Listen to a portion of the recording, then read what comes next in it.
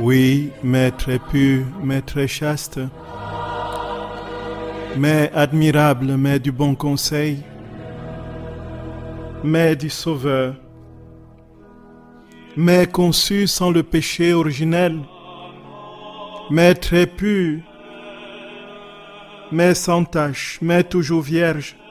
Sois bénie, maman d'amour, pour cette occasion que tu permets de nouveau par ton intercession, que nous méditions et comprenions jusqu'où le Créateur t'a doté de merveilles. Merci encore une fois pour ton oui, ce oui sans lequel nous ne serions pas ici, dans cette espérance vive de notre transformation en Dieu, dans la vie divine. Nous te bénissons, maman, pour l'immensité de ta tendresse, de ton amour qui a pris forme depuis que le Fils t'a confié le collège des apôtres et l'humanité tout entière. Et depuis lors, tu as été établie reine de l'humanité. Sois bénie, maman, sois bénie, mère de l'Église, mère de tous les hommes, mère bénie entre toutes les mères, Vierge comblée de grâce, Vierge très sainte, Vierge très humble, Ève nouvelle, fille de Sion, héritière de la promesse, servante du Seigneur, nous te bénissons, Marie. Nous te bénissons, très sainte Mère. Nous te bénissons et te rendons grâce pour ton fiat. Sois béni parce que tu nous communiques ce même fiat,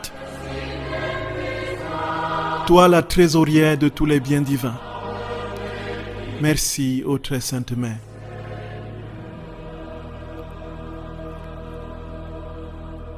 Frères et sœurs bien-aimés, soyez les bienvenus sur la radio de la Divine Volonté, la radio de l'association française Luisa Picaretta. Nous bénissons notre Seigneur qui en ce jour nous permet de nouveau d'avancer dans la contemplation des mystères qu'il a placés et déposés en la très sainte Mère, notre Maman du ciel et sa divine Mère. Frères et sœurs bien-aimés, soyez les bienvenus et demandons à la très sainte Mère d'ouvrir notre cœur et notre intelligence pour mieux comprendre ce que le Seigneur, le Créateur, fit en elle comme merveille. Au nom du Père et du Fils et du Saint-Esprit. Amen. Notre Père qui es aux cieux, que ton nom soit sanctifié, que ton règne vienne, que ta volonté soit faite sur la terre comme au ciel. Donne-nous aujourd'hui notre pain de ce jour.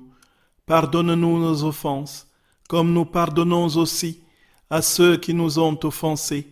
Et ne nous laisse pas entrer en tentation, mais délivre-nous du mal. Amen. Je vous salue Marie, pleine de grâce, le Seigneur est avec vous. Vous êtes bénie entre toutes les femmes, et Jésus, le fruit de vos entrailles, est béni. Sainte Marie, Mère de Dieu, priez pour nos pauvres pécheurs, maintenant et à l'heure de notre mort. Amen.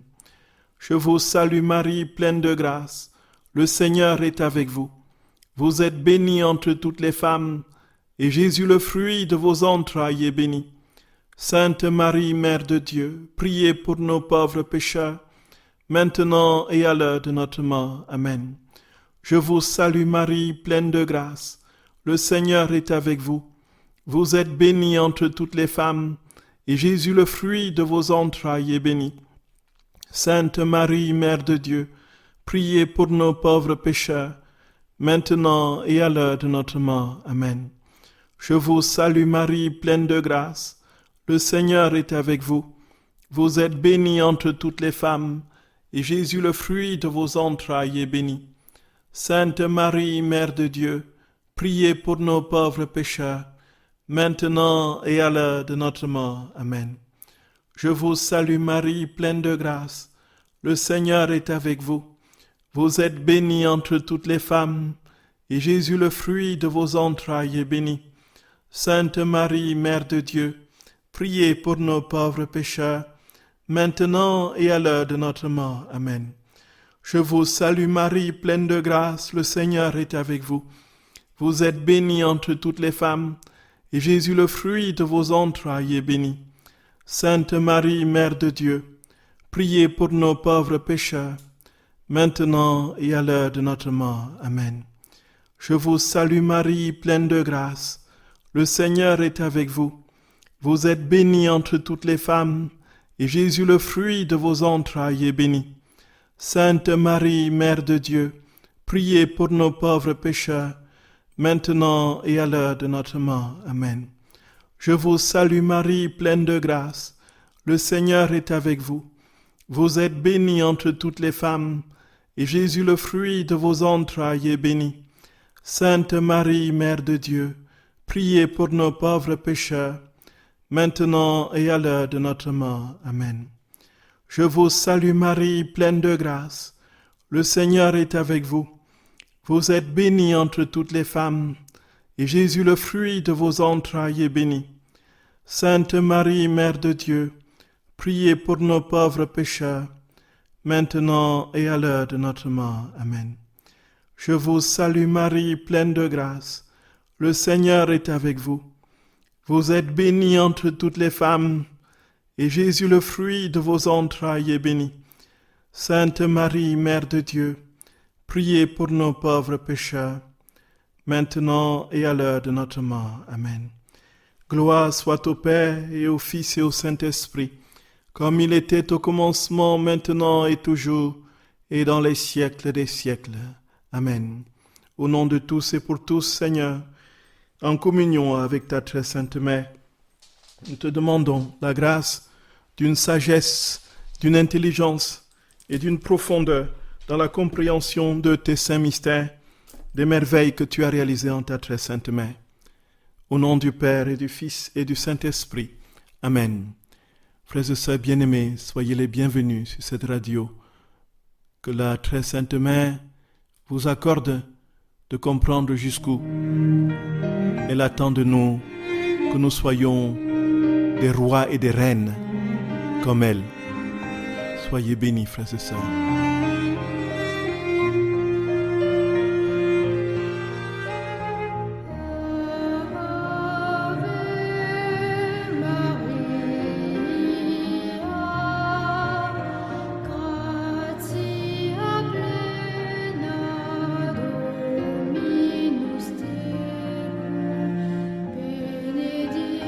Frères et sœurs bien-aimés, vous êtes sur la radio de la Divine Volonté, la radio de l'Association française Luisa Picaretta.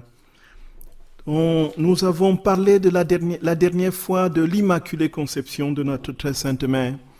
Et nous sommes allés dans l'Écriture voir ce qui pouvait nous inspirer une telle vérité qui a été définie en dogme par le pape Pie IX le 8 décembre 1854 et qui a été confirmée par notre très sainte Mère à Lourdes lorsqu'elle est apparue à Sainte Bernadette en 1858, 4 ans plus tard. Et notre très sainte Mère, dans les écrits de Luisa, explique comment est-ce qu'elle était Immaculée Conception. Son Immaculée Conception vient de ce qu'elle avait été recouverte par la semence divine dès sa conception. Sa semence humaine avait été entièrement recouverte par la semence divine et elle a été ensuite projetée dans la bienheureuse Trinité. Les trois personnes se sont déversées en elle avec leur main de sagesse, leur main de puissance et leur main d'amour, le Père, le Fils et le Saint-Esprit. Et alors, c'est alors, frères et sœurs bien-aimés, qu'elle a été, d'une manière particulière, dotée de cette incapacité de péché et bien plus encore, sa force venait de ce qu'elle a été en tout semblable à son Créateur, ne lui refusant rien, donnant entièrement sa volonté au Créateur, la laissant se transformer dans celle de son Seigneur. Frères et sœurs bien-aimés, la conséquence immédiate et directe de l'Immaculée Conception, c'est l'Assomption. Si Marie est conçue sans péché, elle ne peut pas connaître la corruption de la terre, de la mort. Et c'est bien ce que nous allons développer aujourd'hui, l'Assomption de la très sainte Mère, frères et sœurs bien-aimés, avec les lunettes de ce que notre Seigneur et la très sainte Mère enseignent à Luisa Picaretta dans le livre du ciel et dans d'autres écrits. Frères et sœurs bien-aimés, nous connaissons l'Assomption. L'Assomption de la très sainte Mère, c'est le dogme, l'un des 5 dogmes, des 4 dogmes de la Vierge Marie, qui définit la mort de notre très sainte Mère plutôt comme une montée glorieuse au ciel en son âme et en son corps. Ce dogme, vérité de foi, a été déclaré, décrété par le pape Pie XII le 1er novembre 1950. On va en parler. Dans l'Écriture, frères et sœurs bien-aimés, nous ne voyons aucune mention de cette vérité. On voit dans les Actes des Apôtres, dans Luc au chapitre 24 du verset 51, de Marc chapitre 16 verset 19, qui parle de la résurrection et de l'ascension de notre Seigneur. Donc ici, il y a déjà une possibilité de comprendre que le Christ, dans son humanité, est monté au ciel avec son corps. Son corps, justement, de gloire, tel que sorti le matin de la résurrection du tombeau.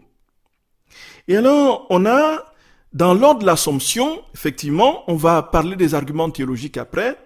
Dans l'ordre de l'Assomption, il y a des pères de l'Église qui déjà, justement, dans la conscience chrétienne primitive, il n'était pas question que Marie, qui ait porté le Sauveur, connaisse la corruption de la mort. Et la foi en l'Assomption de la très sainte Vierge Marie s'est manifestée d'une manière prégnante au IVe siècle, en Orient. Et où les chrétiens d'Éphèse et de Jérusalem disaient que Marie est morte, y est morte, n'est-ce pas, et a été enlevée au ciel. En fait, la maternité, la glorieuse Assomption de la très sainte Mère a été attestée dès le IVe siècle par les chrétiens d'Éphèse et de Jérusalem. Bon, certains disent que ça s'est passé à Éphèse, d'autres disent que c'est à Jérusalem. Mais toujours est-il que tous sont unanimes, qu'ils soient d'Éphèse ou de Jérusalem, que Marie a été enlevée au ciel dans son corps et dans son âme. Et l'un des pères de l'Église, l'un des derniers, Jean Damascène, qui a énormément écrit sur la Vierge Marie, a dit qu'il fallait que celle qui avait conservé sans tache sa virginité dans l'enfantement, connaisse une glorieuse élévation au ciel. Donc il n'était pas possible pour celle qui avait été préservée de la tache originelle que son corps rentre dans la corruption. Et donc, il n'était donc pas possible que le corps de la très sainte Mère, du fait qu'elle n'avait pas été entachée du péché originel, je me répète, c'est l'un des premiers arguments et l'un des arguments de poids, connaissent la corruption. Et alors, donc déjà, les chrétiens commencent à fêter l'Assomption dès le 5e siècle. Et toujours, que ce soit en Orient ou en Occident, c'était toujours le 15 août. Et ce qui fait penser que, effectivement, c'était très précisément la date où la Vierge a été élevée corps et âme au ciel. Et on a vu, frères et sœurs bien-aimés, contrairement au dogme de l'Immaculée Conception, qui a connu des dissensions dans l'Église, on a justement, au niveau des théologiens, un accord total, parfait et unanime. Saint Thomas, qui n'était pas trop pour que l'on parle de l'Immaculée Conception, va dire que nous croyons qu'après sa mort, Marie a été ressuscitée et a été élevée dans les cieux. Donc, c'est le commentaire qu'il fait de l'Ave Maria. Voyez, donc il dit que Marie a été ressuscitée et élevée au ciel. Et puis, on a, n'est-ce pas, son maître Albert le Grand qui a dit quasiment la même chose dans les mêmes termes. Voyez. Il est clair que la bienheureuse Mère de Dieu a été élevée en son corps et en son âme au-dessus des cœurs des anges. C'est ce que Saint Albert le Grand dit. Et donc, chez les franciscains, il y a aussi justement une attestation de cette nature, c'est Saint Bonaventure qui dit, n'est-ce pas, dans ses sermons sur l'Assomption, que la Vierge Marie la Vierge Marie a été élevée corps et âme en raison de la conformité entre la mère et le fils, et parce que sa béatitude ne peut être parfaite si son âme est séparée de son corps. Donc en fait, comme Marie désirait de tout son amour être réunie corps et âme à son fils, de même le Christ désirait de tout son amour que sa mère soit auprès de lui, près de son époux mystique, le Saint-Esprit, et couronné de gloire par son Père céleste. Frères et sœurs bien-aimés, nous voyons ici que, en fait, il y a une profonde communion entre le Père, entre le Fils et la Mère, qui fait qu'il n'est pas possible pour la Mère de rester sans le Fils. Et donc, comme ils ont partagé, ça c'est l'un des arguments qu'on évoquera tout à l'heure, comme ils ont partagé la même chair, il y a donc eu une attirance de l'ordre de l'amour qui a soulevé la chair de Marie pour l'unir à la gloire de son Fils, sans qu'il n'y ait justement ici corruption de quelque nature que ce soit. Et alors, les théologiens sont d'accord. Et alors, les arguments théologiques, les voici, frères et sœurs bien-aimés. Il y a ce qu'on a évoqué. Donc, l'incarnation et l'ascension de Jésus nous a déjà dit qu'il est possible qu'une humanité, justement, s'élève au-dessus des vicissitudes de la corruption et s'élève dans la gloire, sans passer par la mort. La mort corruptible, bien sûr. Et alors, Padre Pio, dans une de ses lettres, il va donner un argument particulièrement puissant qui va tout simplement, quand on le lit, on est d'emblée éclairé sur le grand mystère, frères et sœurs bien-aimés. Puisque le Christ règne au ciel, dit Padre Pio, avec la nature humaine qu'il tient de Marie, il a voulu que sa mère s'y trouve avec lui et partage pleinement sa gloire avec son âme et avec son corps. Donc en fait, qu'est-ce qui s'est passé? Quand Jésus a pris forme dans la condition humaine, la chair humaine qu'il a eue, il a eu de Marie. C'est Marie qui lui a donné son humanité, qui lui a façonné son humanité. Et donc, puisque c'est Marie qui a façonné son humanité, devenue incorruptible dans la gloire, par sa résurrection unie à la divinité, il n'est pas possible que cette humanité qui a façonné le Christ connaisse la corruption. Voyez la profondeur de la puissance de la pensée, de la compréhension de Saint Padre Pio. Voyez, c'est puissant, frères et sœurs bien-aimés. Alors le corps qui avait enfanté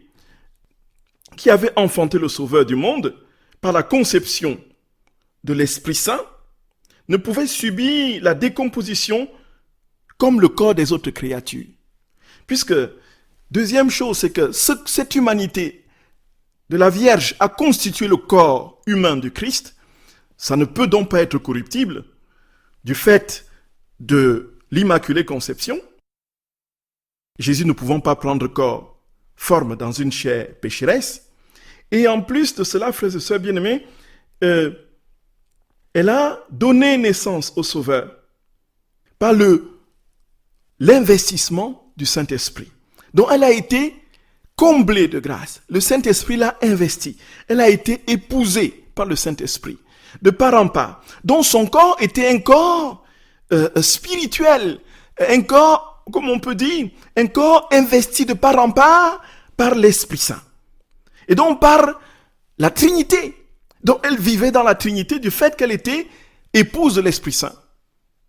Puisque là est l'Esprit Saint, là est le Père et le Fils.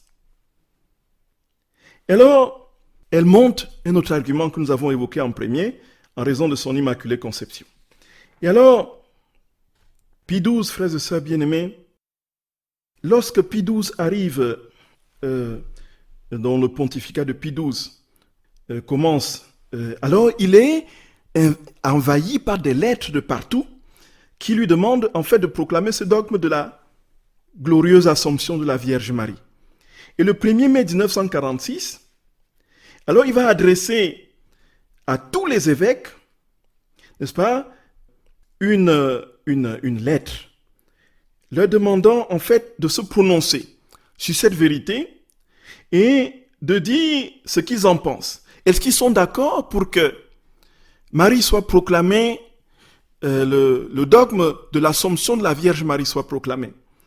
Et alors, il y a eu 1181 évêques, justement, qui ont répondu oui par l'affirmative. Il y a juste 6 réponses qui sont arrivées, négatives, disant qu'il n'y avait pas suffisamment de données bibliques pour justifier l'Assomption. Alors, avec fort de cette dévotion populaire et de ce culte qui était offert à la glorieuse Assomption de la Vierge Marie depuis le 5e siècle, Pie XII, 1er novembre 1950, sur la place Saint-Pierre à Rome, avec plus de 700 000 fidèles, plus de 600 évêques et 38 cardinaux, il va donc déclarer dans sa bulle Munificentissimus Deus, il va proclamer le dogme de l'Assomption que je vais vous lire. Voici ce qu'il dit, frères et sœurs bien-aimés. Comprenons bien. Après avoir adressé à Dieu d'incessantes et suppliantes prières et invoqué les lumières de l'Esprit de vérité, pour la gloire de Dieu Tout-Puissant, qui prodigua sa particulière bienveillance à la Vierge Marie, pour l'honneur de son Fils, roi immortel des siècles et vainqueur de la mort et du péché, pour accroître la gloire de son auguste mère et pour la joie de l'exultation de l'Église tout entière, par l'autorité de notre Seigneur Jésus-Christ, des bienheureux apôtres Pierre et Paul, et pour la nôtre, nous proclamons, et pour la vôtre, nous proclamons, déclarons et définissons que c'est un dogme divinement révélé que Marie, l'Immaculée, Mère de Dieu, toujours vierge, à la fin du cours de sa vie terrestre, a été élevée en âme et en corps à la gloire céleste. Voilà ce qui est proclamé, frères et sœurs bien-aimés. Donc, Pie XII, qui était un grand spirituel, un grand mystique, dit tout simplement que pour la gloire de Dieu, l'honneur du Fils, roi immortel des siècles, et pour l'édification du peuple de Dieu, nous proclamons que Marie, déclarons et définissons comme dogme divinement révélé, voilà, que Marie l'Immaculée, Mère de Dieu, toujours vierge, à la fin du cours de sa vie terrestre, a été élevée en son âme et en son corps à la gloire céleste. Voilà, frères et sœurs bien-aimés. Et quand Pie XII, déjà la veille du 1er novembre, Pie XII, avec cette proclamation, a vécu quelque chose de particulier dans les jardins du Vatican. En fait, il y a près de 4 miracles du soleil que Pie XII a contemplés dans les jardins du Vatican. Le premier, c'était la veille de la proclamation. Le deuxième, c'était le jour même de la proclamation. Le troisième, c'était dans l'octave de la proclamation en question. Et puis, il y a eu le 10 novembre 1951, dans le palais second de Castel Gandolfo, il va voir la même chose. Alors, qu'est-ce qu'il voit, frères et sœurs bien-aimés? Ce qui s'est passé exactement à Fatima. Alors, il voit le soleil qui va prendre un teint sombre, et avec une activité bouillonnante de feu à l'intérieur, qui va à gauche, qui va à droite, et puis qui descend, qui remonte, et puis, au point où il pouvait fixer le soleil sans avoir tout droit le soleil, sans avoir besoin de lunettes. C'est-à-dire tout droit le soleil de ses yeux. Alors, il a compris que la très sainte mère était heureuse, était contente. Elle venait dire sa joie par 4 fois. 4 fois. C'est inouï. Pour nous dire combien le ciel était heureux et dansait de joie lorsque ce dogme a été proclamé. Voyez, frères et sœurs bien-aimés. Voyez. Et alors, il y a ici que la Vierge, grâce à un privilège spécial, la Vierge Marie a vaincu le péché en son immaculée conception.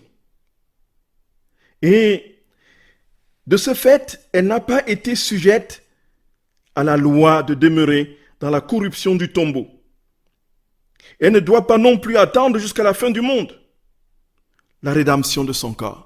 Voilà ce qu'il dit toujours dans cette bulle qu'il a proclamée, n'est-ce pas, pour proclamer Elle ne peut pas longtemps attendre puisqu'elle est immaculée et elle ne peut donc pas connaître la corruption. Si elle ne peut pas connaître la corruption, elle ne peut pas attendre la fin du temps. Ce n'est pas semblable au corps des saints qui sont conservés. Même quand ils sont conservés, on a dû faire quelques petits arrangements avec de la scie à gauche, à droite. Mais ce ne sont pas des corps incorruptibles comme celle de la Vierge.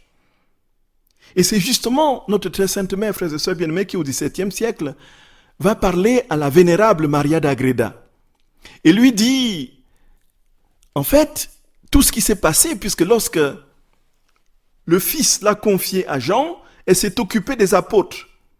Et elle est morte, selon ce que Maria d'Agreda dit, vers l'âge de 70 ans. Et à partir de 33 ans, son corps n'a plus changé. Les traits, elle n'a plus eu une seule ride. Les propriétés de son corps étaient, n'est-ce pas, nettement les propriétés des corps glorieux. Et les propriétés des corps glorieux, frères et sœurs bien-aimés, c'est quoi? C'est l'immutabilité, la subtilité, l'incorruptibilité et l'agilité. Alors, on va s'expliquer. L'immutabilité, ça veut dire que ça ne change pas. Marie, à 70 ans, avait l'apparence d'une fille de 33 ans. Elle avait, donc c'est l'âge de la maturité au ciel. C'est l'âge de Jésus. Donc c'est l'âge, la pleine forme. C'est l'âge de la santé parfaite. Mais sauf qu'elle n'a connu aucune maladie. D'ailleurs, elle le dit à Luisa Picaretta dans différents tomes. Jésus lui dit, et elle l'affirme aussi. Et nous allons le voir. Donc, son corps n'a pas changé. La subtilité, c'est que son corps, désormais, est spirituel. Ça veut dire quoi, frères et sœurs bien-aimés? Ça veut dire que ce n'est plus l'âme qui est dans le corps, mais c'est le corps qui est dans l'âme. Donc, c'est l'esprit qui conduit le corps. Ce n'est plus le corps qui porte l'âme vaille que vaille. Comment se fait-il que nous sommes des êtres lourdeaux. Nous sommes, quand le réveil sonne, on s'étale encore sur le lit, on s'étire, on ne se réveille pas, on n'est pas agile. Pour faire un travail, il faut énormément d'efforts, prendre son courage à deux mains, c'est pénible, et puis après un temps, on se fatigue, et puis ainsi de suite. Marie n'a pas connu ces états, tout simplement parce que son corps était un corps subtil, un corps spirituel. Son âme enveloppait, son âme spirituelle, son âme divine, on pourrait dire, puisqu'elle était infusée, épouse de l'Esprit Saint, infusée de part en part par la Trinité, contenait son corps et rendait son corps donc nettement plus instrument de la volonté divine. Le corps ne pouvait plus désobéir. Il n'y avait plus cette fragilité et cette finitude ancrée dans la nature et la condition humaine pécheresse. Donc l'incorruptibilité, ça veut dire que là, le corps ne se détériore plus. Et l'agilité, c'est le corps est souple. Non, là où nous pouvons voir la référence à ces propriétés dans l'Écriture, c'est dans la première épître aux Corinthiens, au chapitre 15, du verset 43 à 44, où Saint Paul dit, « Ainsi en va-t-il pour la résurrection des morts, s'aimer dans la corruption, le corps ressuscite incorruptible. S'aimer dans l'ignominie, le corps ressuscite glorieux. » Voyons bien. S'aimer dans la faiblesse, il ressuscite fort, plein de force. Donc, nous voyons incorruptible, fort, ça dit l'agilité. S'aimer corps animal, il ressuscite corps spirituel. Ça, c'est la subtilité. Voyez, frères et sœurs bien-aimés. Et c'est quelque chose pour nous, frères et sœurs bien-aimés, de particulièrement inouï, de particulièrement puissant. Quand nous avons compris cela, il n'y a plus rien qui peut nous retenir de proclamer, nous aussi, que Marie est dans la gloire de son Fils avec son corps. Et alors, voici ce que j'ai retrouvé de Maria d'Agreda. Elle dit, car à partir de cette époque, donc à partir de 33 ans, elle ne sentit point l'action du temps, ni les effets de la vieillesse. Elle n'eut aucune ride, ni sur son visage, ni sur ses membres. Elle n'éprouva aucun affaissement, aucun affaiblissement. Cette immutabilité fut un privilège unique pour la Vierge Marie, tant parce qu'elle correspondait à la stabilité de son âme, très sainte, que ce fut en elle une suite de l'immunité qui la préserva du premier péché d'Adam, dont les effets à cet égard n'atteignent ni son corps sacré, ni son âme très pure. Voilà, frères et sœurs bien-aimés. Et alors, on se pose la question de savoir, et c'est bien ce que la Vierge va dire, confirmer d'une manière précise à Luisa Picaretta, au 31e jour de la Vierge Marie dans le royaume de la divine volonté. Voici ce qu'elle dit. Ma bienheureuse enfant, tu dois savoir que j'ai commencé à vivre un martyre d'amour et à me sentir consumé d'un ardent désir de rejoindre mon Fils au ciel, au point d'en être malade, de délirer et de défaillir d'amour. Je n'avais jamais été malade, voilà ce qu'elle dit. Je n'avais jamais été malade ni éprouvé la moindre indisposition parce que ma nature, conçue sans péché et vivant dans la divine volonté, n'avait pas la semence des maux naturels. Les souffrances qui me poursuivaient, toutes d'un ordre surnaturel, étaient des triomphes célestes et des honneurs pour ta mère. Elles ont donné l'occasion à ma maternité de conquérir de nombreux enfants plutôt que d'être stérile. Vois-tu, cher enfant, ce que signifie vivre dans la divine volonté? C'est perdre les semences des maux naturels qui produisent non pas honneur et triomphe, mais faiblesse, misère et défaite. Nous avons ici, frères et sœurs bien-aimés, ce qui nous attend lorsque nous serons pleinement dans la divine volonté. Nous n'aurons plus la corruption du corps. Nous épouserons les propriétés des corps glorieux. Jésus dit lui-même, frères et sœurs bien-aimés, dans plusieurs passages des tomes, il dit, il n'y aura plus dans la divine volonté, il n'y a plus de maladie, il n'y a plus de souffrance, il n'y a plus d'inquiétude. C'est le ciel, quoi. C'est le ciel. Oh, c'est le ciel. Il n'y a plus de... À un moment donné, il n'y aura plus de larmes, de tristesse, rien de tout cela. Et notre corps épousera les propriétés du corps glorieux du Christ ressuscité. Et donc la vie dans la divine volonté pleinement, c'est pourquoi personne ne le vit encore aujourd'hui, c'est la vie du ciel sur la terre. C'est-à-dire que nous sommes transformés de part en part, infusés de part en part, éclaboussés de part en part par la lumière et l'esprit de Dieu. Et la vie divine qui va prendre possession de nous et rendre nos corps incorruptibles. Incorruptibles. Et inchangés, subtils et agiles. Voyez. Et cette propriété, frères et sœurs bien-aimés, nous l'acquérons de toutes les façons quand le moment viendra. Et ce n'est pas peut-être encore le temps. Aujourd'hui, nous posons des actes dans la divine volonté. Nous attendons le jour où nous serons totalement et pleinement dans la grâce de la transformation totale et parfaite en Dieu. Alors, frères et sœurs bien-aimés, on se pose la question, effectivement, est-ce que Marie est morte? Est-ce que Marie est morte? Puisqu'elle a été conçue sans péché originel, et que la mort est la conséquence du péché, peut-elle mourir? Bon, certains pères de l'Église ont dit, effectivement, elle est morte parce que son fils aussi est mort. Son fils dans son humanité, comme elle a voulu tout faire comme son fils, être semblable en tout en son fils, comme son fils lui a emprunté une humanité, et cette humanité est rentrée dans les entrailles de la terre, elle aussi, elle est morte. Donc, mais ici, définissons bien de quel amour il s'agit. Donc, cette position est défendue par certains pères de l'Église, et Pie XI aussi, n'est-ce pas, va dire que Marie est morte. Le pape Pie XI. Le pape Pie XI dit ceci, à l'heure de notre trépas qui fut aussi le sien, car elle aussi passa par là, nous pouvons espérer qu'elle sera notre avocate auprès de la bonté et de la miséricorde divine. Donc, il dit très clairement dans ce sermon pour la béatification d'un saint que Marie est morte. Mais Pie XII, le pape Pie XII, ne va pas retenir l'idée de la mort de Marie. Donc, tout simplement parce qu'il n'y a aucun texte de l'Écriture qui le prouve ni l'infirme. Mais en attendant, on peut comprendre le sens de la mort. Le sens de la mort de la Vierge Marie. La Vierge Marie, en Orient, on parle de dormition. Donc, elle est véritablement entrée dans une espèce de mort. Mais de quelle mort s'agissait-il? Était-elle la mort conséquence du péché ou une autre forme de mort. Et nous comprenons bien, frères et sœurs bien-aimés, qu'il s'agit d'une autre forme de mort. Et cette forme de mort, c'est quoi? C'était la mort d'amour. La mort d'amour.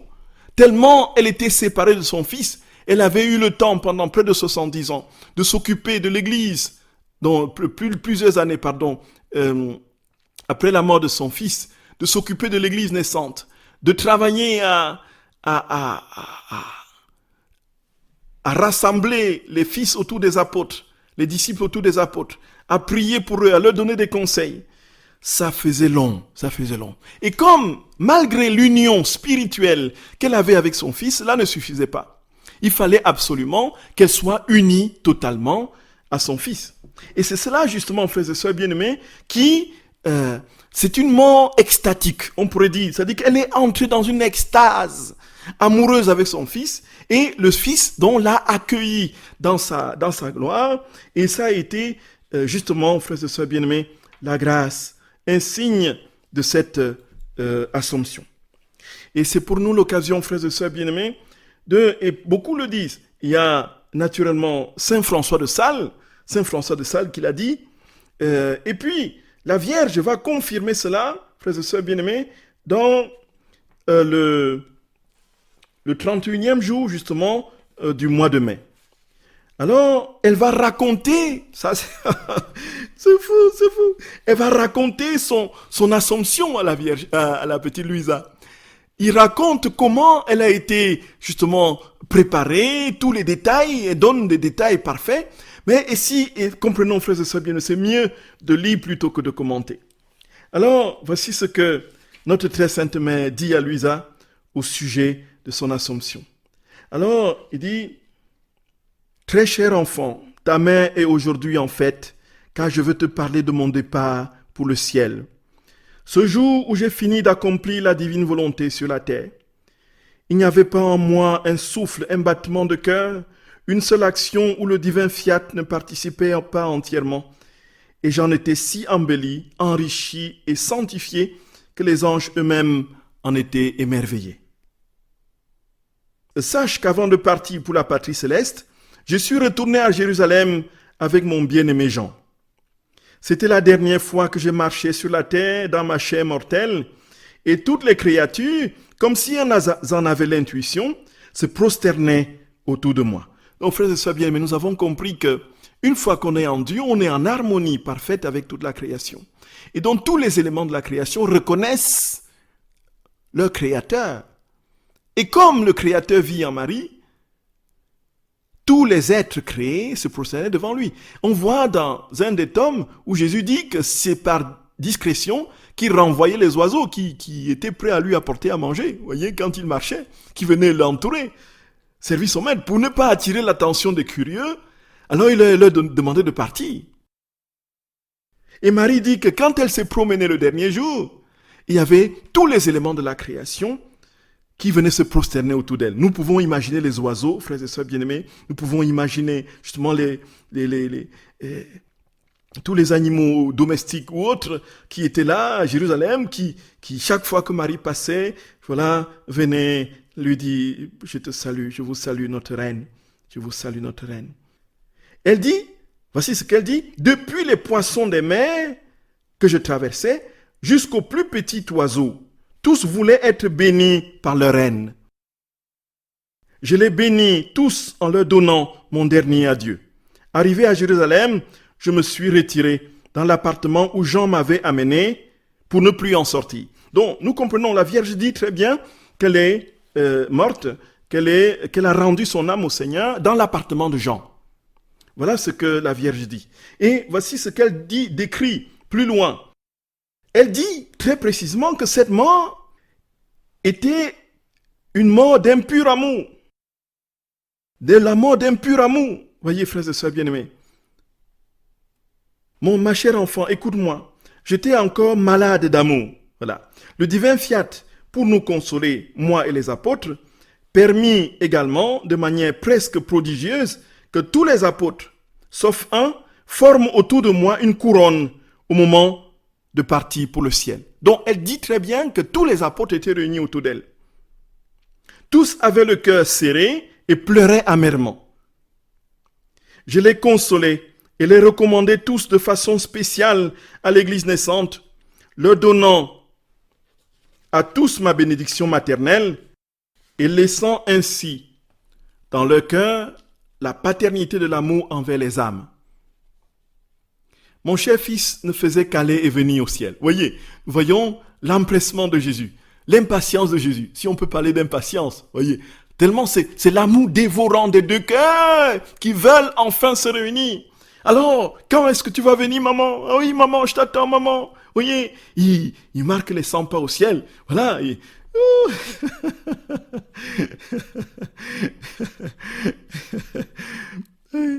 Il ne pouvait plus rester sans sa mère. Voilà ce que la notre très sainte m'a dit. Il ne pouvait plus rester sans sa mère.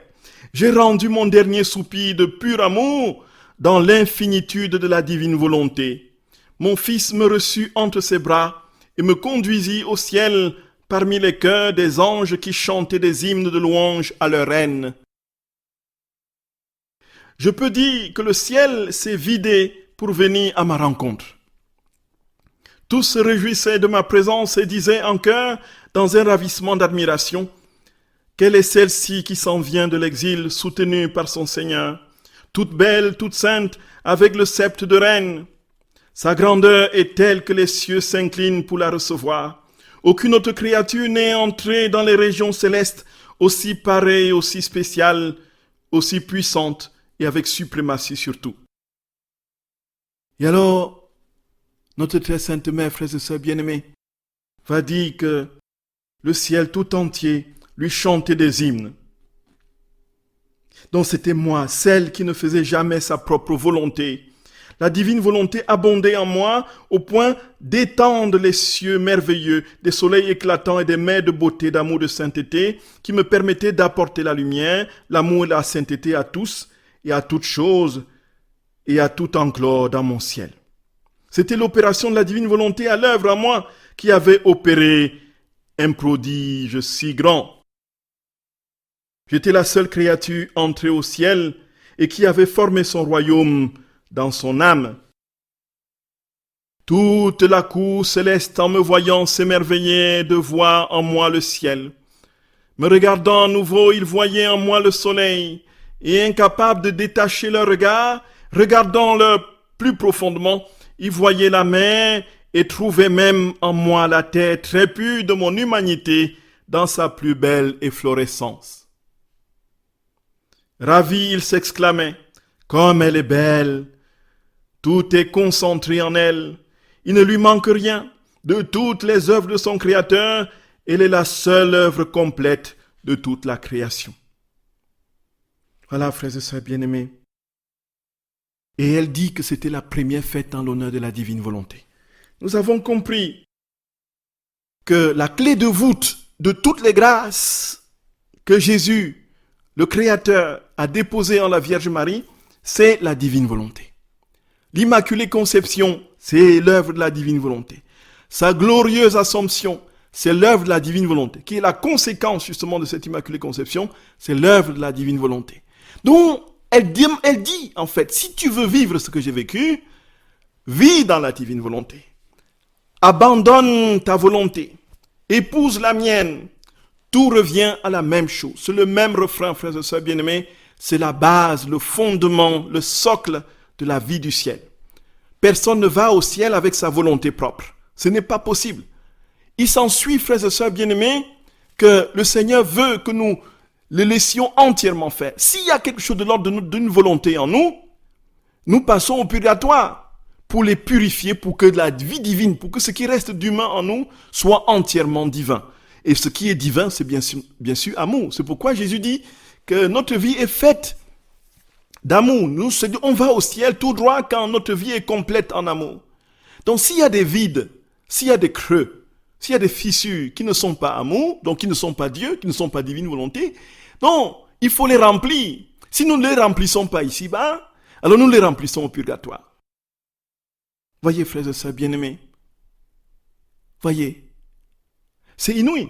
Et la Vierge dit donc que là, ça a été tout simplement la raison pour laquelle elle a été élevée au ciel. Frères et sœurs bien-aimés, Une seule chose compte, c'est le ciel, c'est la vie intime, parfaite avec le Créateur, dans l'océan et les mers de son amour, de sa vie divine. Frères et sœurs d'amour, frères et sœurs bien-aimés. Et comme Jésus le dit et le martèle, je t'en supplie mon enfant, donne-moi ta volonté, laisse-la se transformer dans la mienne.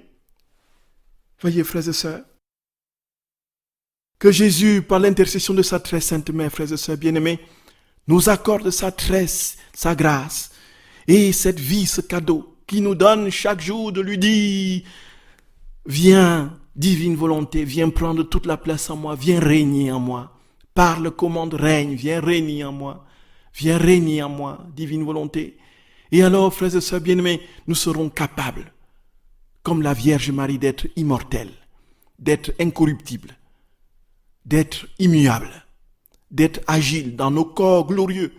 Nos corps deviendront véritablement le temple du Saint-Esprit, ou plutôt, notre âme deviendra justement le réceptacle de ce corps pneumatisé, qui fera que nous serons pleinement au ciel déjà ici sur terre lorsque le moment viendra.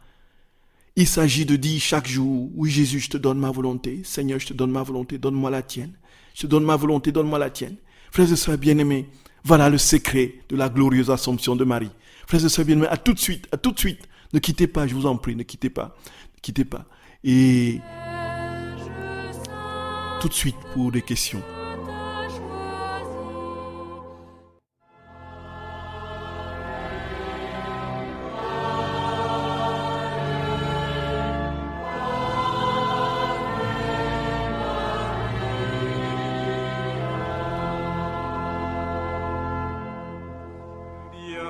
Frères et sœurs bien-aimés, vous écoutez la radio de la Divine Volonté, la radio de l'Association française Usapi Carita. Nous allons essayer de répondre à une question, à des questions qui sont... Voilà.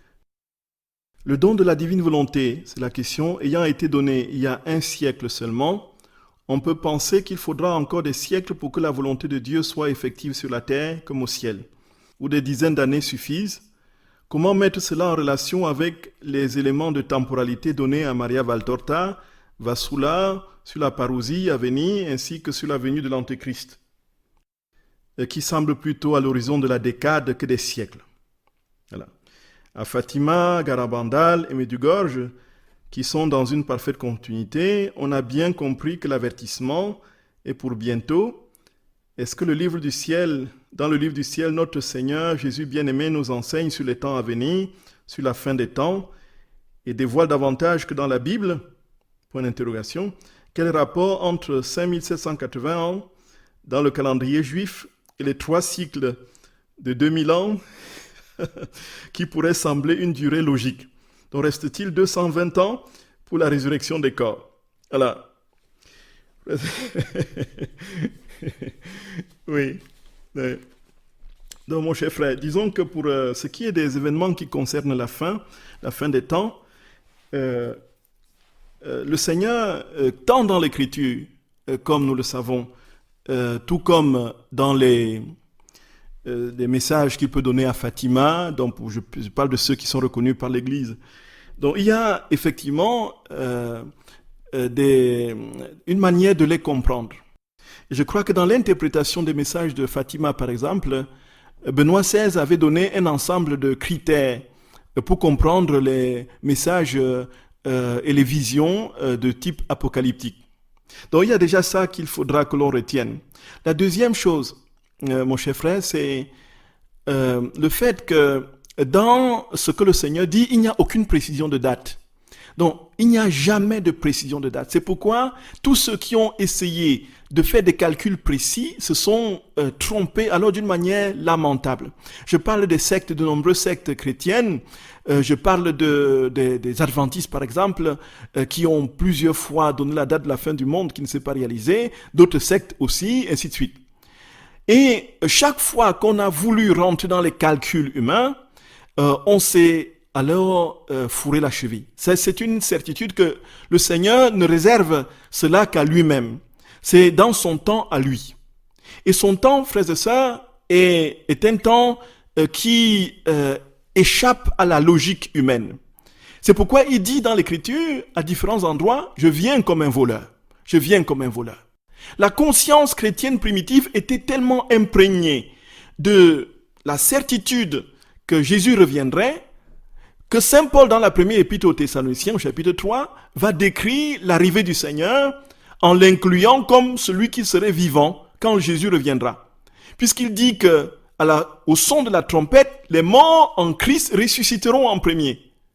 Et nous qui sommes vivants, parlant de lui, n'est-ce pas, nous serons enlevés, n'est-ce pas, pour être avec le Christ dans les cieux. Voilà. Saint Paul déjà parlait justement de la fin des temps comme s'il lui le verrait. Mais rien n'est arrivé comme il avait pensé. Aux yeux du Christ, frères et sœurs bien-aimés, le temps n'est pas temps chronologique du nôtre là. Il est dans le kairos. Et le kairos n'est pas le chronos. Le kairos, c'est son temps opportun, le moment venu qui convient le mieux à l'humanité et à son dessein salvifique. Alors, il l'opère dans son temps à lui, son temps unique. Mais nous sommes marqués par les chiffres. Et chaque fois que nous entrons dans les chiffres, c'est très compliqué. Alors, qu'est-ce que Jésus dit justement à Luisa au sujet de la fin des temps? Effectivement, il n'y a aucune précision de date précise. Alors, il dit qu'il purifie l'humanité par tranche de 2000 ans. Alors, la première purification était par Noé, la deuxième était par son sang, et la troisième sera par le feu. Du moins, pour ce qu'on peut voir. Et puis, c'est au 29 janvier 1919, au tome 12. Tome 12 du 29 janvier 1929, où Jésus parle des 3 grandes époques et des 3 grands renouvellements du monde. Donc ici, on voit bien qu'il parle des tranches de 2000 ans. S'il parle des tranches de 2000 ans, ça peut être, on peut avoir peut-être une fourchette, tout simplement. Ça peut être à partir du moment où Luisa parle, ou encore dans 220 ans, puisqu'on est en 5780 ans, dans 219 ans, puisqu'on est en 5781 ans, ou encore ça peut être demain, ou ça peut être dans l'heure qui suit, ça peut être, voyez, dans cette fourchette de 2000 ans. Voilà ce qu'on peut dire. Donc ça peut être effectivement dans 10 ans, ça peut être dans 5 ans, ça peut être dans 3 ans, dans 1 an, ça peut être dans 100 ans, 220 ans, sachant aussi que la gématrie juive a une manière de quantifier qui n'est pas... voilà, si on inclut toutes les paroles de Jésus qui parlent de sa datation dans l'Écriture, que ce soit dans l'Ancien Testament ou dans le Nouveau, on voit bien que ce sont pas les chiffres à prendre au pied de la lettre dans l'optique humaine. Il y a quelque chose, frères et sœurs bien-aimés, qui nous donne une idée vraie, les signes avant-coureurs du moment où le Christ reviendra. Au moment où, et encore une fois, on ne peut que l'évaluer dans les fourchettes.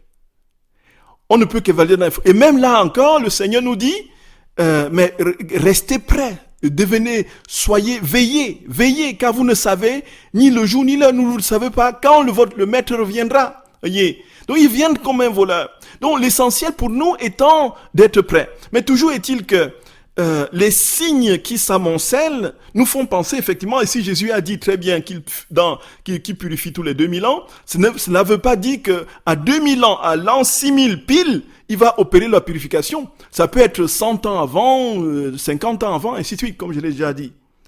Voyez, frères et sœurs bien-aimés, voilà un peu comment on peut comprendre la chose. Donc, dans les écrits du ciel, il y a 2 passages qui parlent un peu des questions de la fin. Donc, il y a un premier passage au tome 12 du 2 novembre 1917 où Luisa se plaint des menaces et des châtiments sur l'Italie.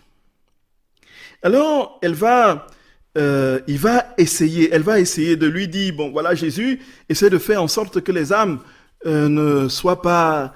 les personnes qui n'y ait pas tant de destruction, s'il te plaît, ainsi de suite.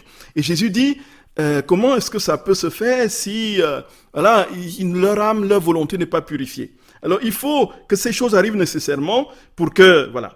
Et à la fin de ce texte donc, sur le châtiment de l'Italie, au dernier paragraphe, donc c'est au tome 12, j'ai dit, 2 novembre 1917, il dit, ah ma fille, les fléaux continueront, des villes seront dévastées. Je vais les priver de tout. Les pauvres et les riches seront sur le même pied. Ils n'ont pas voulu reconnaître mes lois. Tous se sont fait un dieu de la terre. En les dépouillant, je leur montrerai ce qu'est la terre. Je purifierai cette terre par le feu. Voilà. Car la puanteur qu'elle émet m'est intolérable. Beaucoup seront brûlés par le feu et ainsi je ramènerai votre terre à ses sens. Cela est nécessaire. Le salut des âmes le requiert. Je t'ai parlé de ces fléaux depuis longtemps. Le temps est arrivé, mais pas complètement. D'autres mots viendront. Je ramènerai la terre à ses sens. Je la ramènerai à ses sens. Donc, je la ramènerai à la raison. C'est ça ce que ça veut dire, la traduction du Canada. Donc, je la ramènerai à la raison. Donc, je lui dis, mon Jésus appelle, voilà, il dit, je t'ai parlé de ces fléaux depuis longtemps, le temps est arrivé, mais pas complètement. Alors, quand il dit mais pas complètement, on est en 1917, il parle de quoi? Personne ne le sait. Mais il précise que le monde sera purifié par le feu. Et les trois renouvellements, les trois purifications du monde, au tome 12 du 29 janvier 1919, on peut aussi avoir des éléments très concrets de la manière dont les choses se passent depuis, selon sa chronologie, depuis Noé jusqu'à nous aujourd'hui. Et le but n'étant pas, frères et sœurs bien-aimés, de chercher quand ça va venir. Ça ne sert à rien. Dans ce sens-là, si Jésus c'était utile pour nous, le Seigneur nous aurait donné des dates précises. Mais il sait bien que c'est inutile. C'est parce que ce n'est pas utile.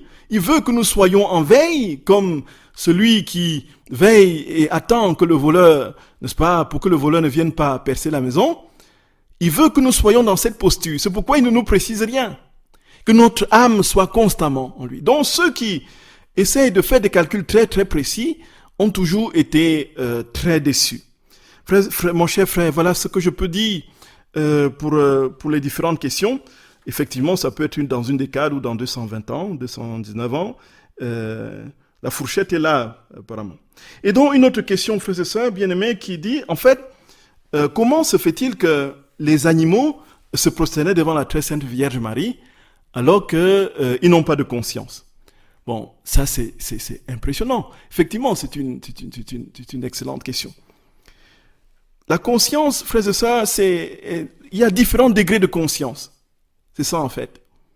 Il y a une conscience conséquente, voilà, avec des responsabilités, des devoirs qui incombent à l'homme. Il y a une conscience animale qui existe effectivement. C'est pourquoi le chat, le chien, ils ont des comportements extraordinaires, tout simplement parce qu'il y a une forme de conscience en eux qui n'est pas forcément l'instinct, puisque il y en a de méchants, il y en a de bons. On a des chats qui sauvent des enfants. Une histoire d'un chat sa maîtresse était une personne âgée et la maison était en train de prendre feu. Et le chat est sorti, a miaulé partout, et il allait dans la rue, a miaulé partout, et puis s'est mis le voisin avait une espèce de grille comme ça qui séparait dans le domicile. Il s'est mis à creuser en dessous de la grille pour pouvoir rentrer chez le voisin et miauler fort en indiquant ce qui est en train de se passer. C'est comme ça qu'on a pu sauver la personne âgée qui était près de brûler. On connaît des chats qui sont montés sur des malades, des cancéreux, et pour absorber leur souffrance. Voyez. Donc il y a une sorte d'humanité, de présence de Dieu. Et Jésus dit d'ailleurs que la divine volonté est partout. Et dans les éléments de la création, les animaux, n'en parlons plus, mais y compris les feuillages, les arbres, les fleurs des champs, tout est soutenu et porté par la divine volonté. Et quand Dieu décide effectivement que toute cette divine volonté qui meut la création se mette en branle pour vénérer la reine, alors elle ne peut pas se retenir. Et c'est ainsi que on a des miracles de Saint François qui va calmer le loup, de Saint Antoine qui va parler aux poissons, ainsi de suite. Ce ne sont pas des légendes, frères et sœurs bien-aimés. Donc il y a, dans la divine volonté, quand on est pleinement uni au Seigneur, il y a une communion avec la nature qui fait que, comme on peut le dire, le loup et l'agneau ont le même pâturage. C'est ça en fait. Isaïe au chapitre 11, on en a parlé. Frères et sœurs bien-aimés, je voulais vous remercier de tout cœur pour votre écoute, en vous demandant pardon pour ce que je n'ai pas su expliquer. Frères et sœurs bien-aimés, soyez bénis infiniment, et que la très sainte Mère de Dieu, par sa glorieuse Assomption, vous inonde de grâce, vous nous inonde de sa tendresse maternelle, vous emmitoufle dans son manteau céleste, et que vous soyez des véritables chérubins brûlant de l'amour de son Fils. Frères et sœurs bien-aimés, je vous dis tout mon amour dans le Seigneur. Je vous embrasse de tout cœur. Et à jeudi, frères et sœurs, jeudi prochain, pour d'autres merveilles. Que le Seigneur vous bénisse infiniment. Que le Seigneur vous bénisse infiniment. Au nom du Père et du Fils et du Saint-Esprit. Amen. Nous contemplons la croix.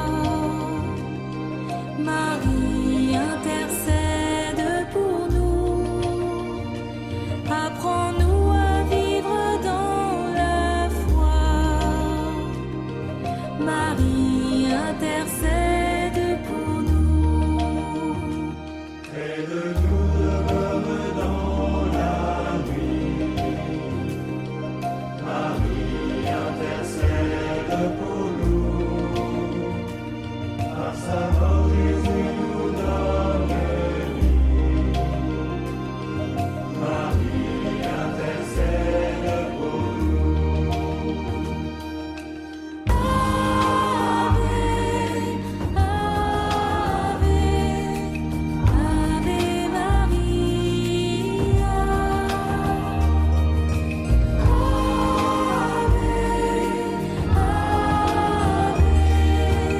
Ave Maria. Tu témoignes de Jésus vainqueur. Marie intercède pour nous. Sa puissance vient changer